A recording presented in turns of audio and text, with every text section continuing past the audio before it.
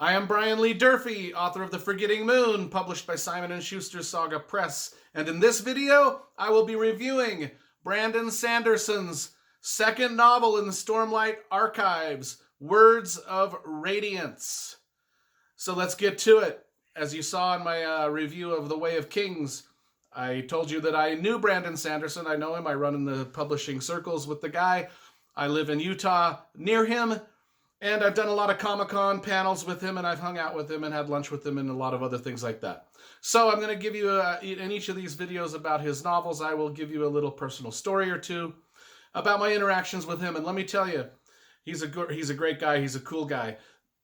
When he found out that in some of the Comic-Con panels, I mentioned that I work at the state prison, and I've run some of the prison libraries there and a few other things like that with creative writing courses and stuff for the inmates. Anyway, when he found that out, he didn't know that for the longest time. When he finally found it out, the first thing he said to me, is, "Hey, can I donate some of my books to your prison libraries?" And I was like, "Of course." Now, get this, I went to his house to pick up the books he wanted to donate. He donated about 6 to 7 copies of every single book he'd ever written. I mean, there were boxes of books. I mean, how cool is that? And I took them to we have about 5 libraries at the prison, and I took one and put a copy of every one of he's one of the most popular authors in the prison anyway. We already had some of his books, but to get a donation that big was fantastic. Props to the guy. Another thing is the donation came right on the right before I did my prison Comic-Con. I put on a prison Comic-Con, in the prison with me and James Dashner, the author of the Maze Runner. We did our own little prison Comic-Con where I taught some creative writing classes to the inmates, and James Dashner showed the Maze Runner movies, and we had a Comic-Con where we talked about writing and movies and all that sort of stuff. And Sanderson's book donation came right before that, so we got to unveil all of the Sanderson books at the Comic-Con. It was awesome. So what a great guy. That was the first thing out of his mouth when he found out that I worked at the prison is, "Can I donate books?"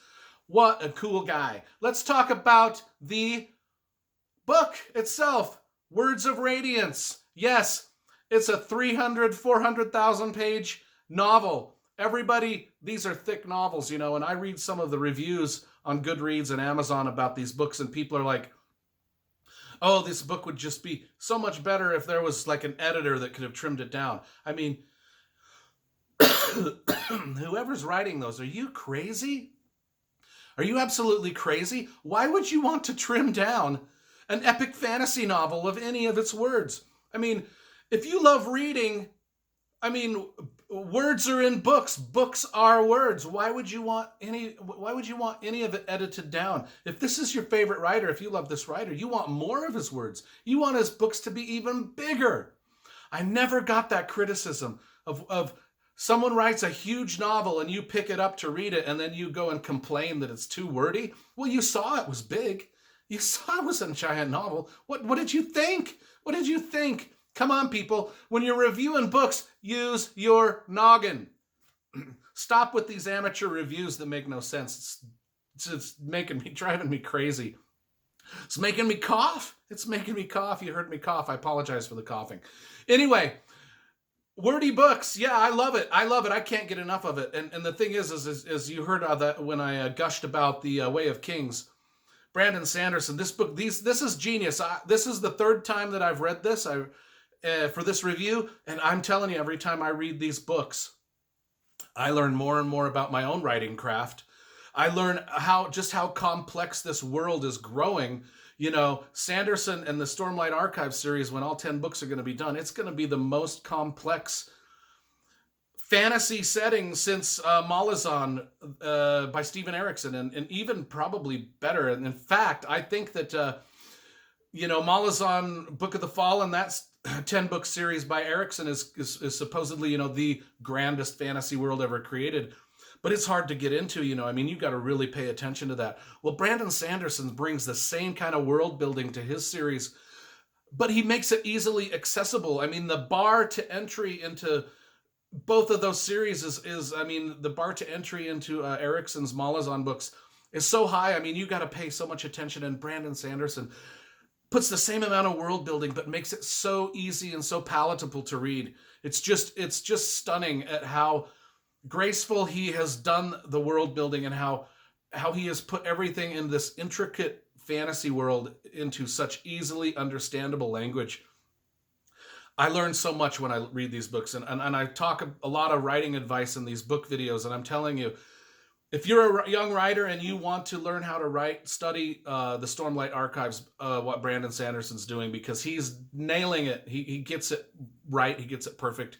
Everything he's doing is gold. One of the things, let's talk about a couple of the negatives. I know I gush about this series, but let me talk about some of the negatives. You know, there's interludes. There's a bunch of interludes in these books, and if you read them, you know what I'm talking about, where we step away from the main character a little bit, the main characters and the main plot, and we go back in history.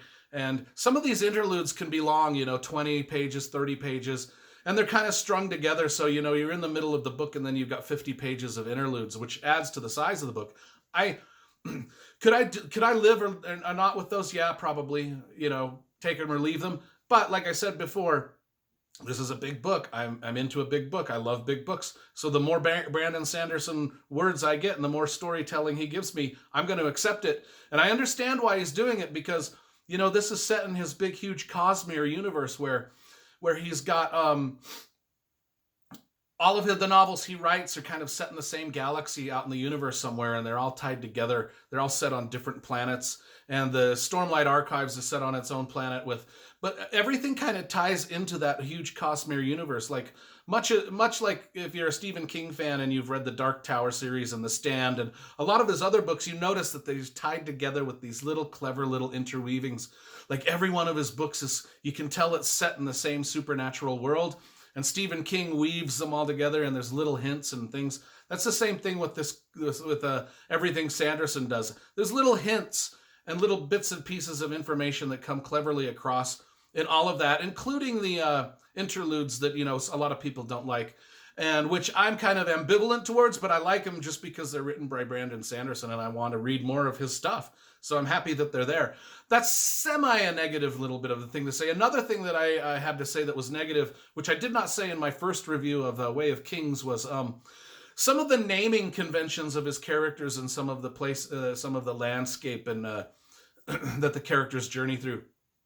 I really like the way that George R.R. Martin and Tad Williams sort of name their characters. They kind of base it in historical, if a certain person is from a certain region, the names of all the characters sort of sound similar. They kind of got a flow. They're based in reality, like, Simon or Jon Snow, or, if they don't get really too outlandish, but if they do, they kind of make sense. I think that with Sanderson's books, and all of this goes for all of his books, the naming convention grates just slightly on me. It's kind of like there's a scene in Seinfeld where they're on the spur of the moment. Jerry Seinfeld and George Costanza are trying to come up with the name of an architect on the spur of the moment, and they're just kind of like, well, his name is Art Vandelay, and Jerry goes, that sounds really made up, and because it was really made up. It was made up on the spur of the moment, and I feel like a lot of Sanderson's character names are just kind of made up on the spur of the moment, like Art Cadolin or Andolin or Vallano. You kind of like Art Vandelay, Art Vallano. It's one of those things where I just wish the names were slightly different and slightly a little more grounded in reality, rather than just sounding sort of made up on the fly out of a bunch of syllables, consonants put together and whatever. Vandelay, Vallano. That's the only criticism I got of it. It's the only, but once you get into the books, you forget about that. That was probably way too negative for me to get. That's probably the most negative I've ever gotten on any review of any book I've ever reviewed on Goodreads. Or not Goodreads. Goodreads is a crap show. I'm not gonna, we're doing YouTube videos here. We're doing real reviews, right? So I'm not going to say a whole lot about the plot of this.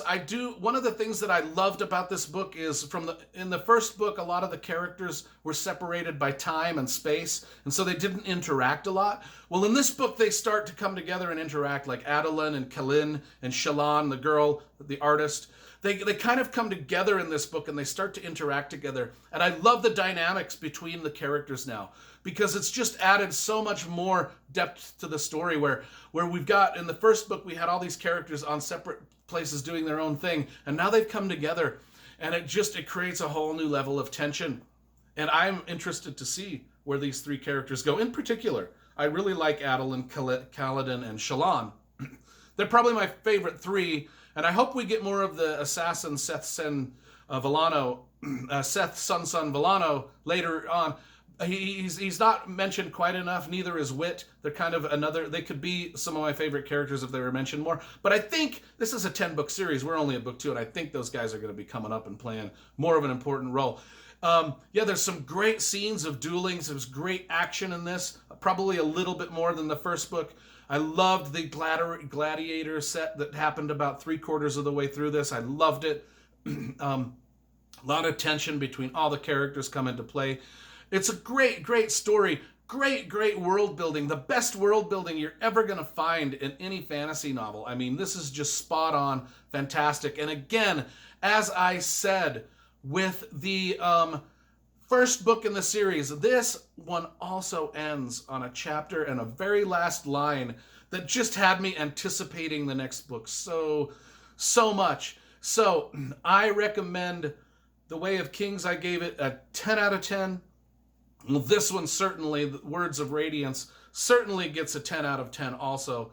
And I will be rereading and re-listening to the audio version of Oathbringer soon, and we will get that review up in anticipation for the 4th book that's coming out this fall. I can't wait for it. Again, let me talk about these books. I get them all in hardcover, and they've got the greatest Michael Whelan cover paintings. And not only that, but the interior art and maps that you get are fantastic. I mean, they've really taken a lot of time. Tor has taken a lot of time and care into producing just some great books for your collection. So if you want to get great fantasy books that have great art and a great story, well put together, top-notch, professional, everything about it is a 10. You can't go wrong with the Stormlight Archives and Brandon Sanderson.